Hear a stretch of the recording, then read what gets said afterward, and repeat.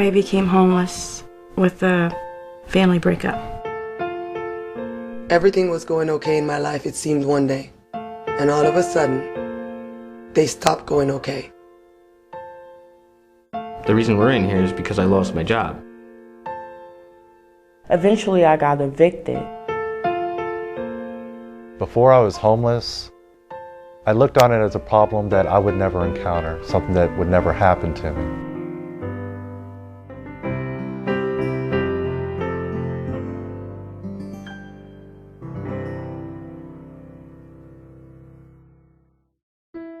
Someone who's in a homeless situation is in a situation.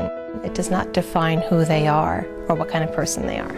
I have to tell you, when I arrived, I was new in my congregation. I didn't know who the guests were and who the volunteers from the congregation were. It breaks your heart to see that a hardworking family could actually end up in a situation like this. I am always surprised at how loving and open and friendly these people are. It's a great opportunity for hands-on outreach. You don't have to go on a mission trip to do this. We get just as much, if not more, out of it than the people that we're trying to help. It's just a wonderful feeling. For bedtime, silly.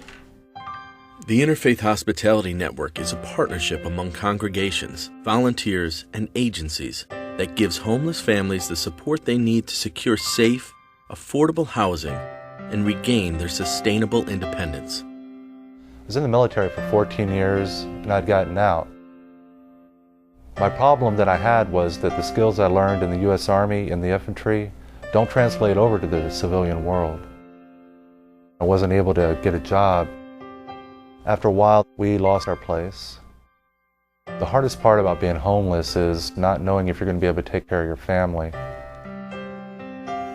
Families are the fastest growing segment of the homeless population. They have nowhere to turn. Shelters across the country are full, and those shelters that can take families in, often they split up moms and dads. Moms and children go to one shelter, and dads and boys over the age of 12 have to go to another. That's even if they can find shelter. And to think we have congregations, churches, synagogues, and mosques across this country that can make a difference, and what a difference they can make when they open their doors. When they open their doors and open their hearts, lives are changed. That's what families talk about most. You know, we call this the Interfaith Hospitality Network program. It's a program, but it's about the volunteers who make a tremendous difference in the lives of families. For a congregation to be able to share their facilities, not as a shelter, but as a home to someone, that's really, I think, what the important thing is. That's what's meaningful about IHN. That's what's different about IHN. We're providing homes for homeless people, not shelters. To see these people when they come in and when they leave, to see Ann tonight so excited because she got her apartment. You know, you can almost cry right with them because you're so excited for them. I am so happy to say that Ann has been approved for her house and she gets the key tomorrow.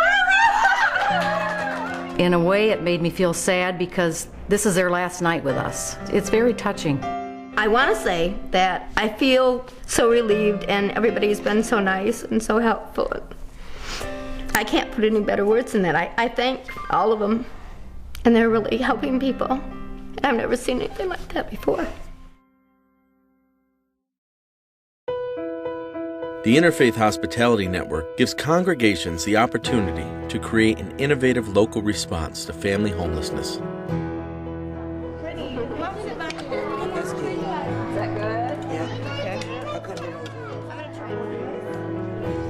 The people coming in and spending their time with us and cooking the meals for us have been a great help.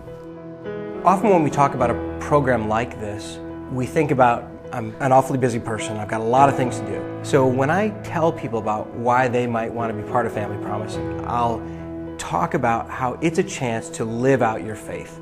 On Sunday mornings and in other contexts, we talk a lot about serving God. This is a way you can actually do it. I think that IAHN takes a big responsibility in these people's lives. So for me to do my little part that I can make a dinner, come, spend some time with people, feed them is wonderful. So I feel like it's a minimal effort for such an enormous return. Every congregation only hosts about 4 or 5 times a year. That makes an easy job to volunteer for.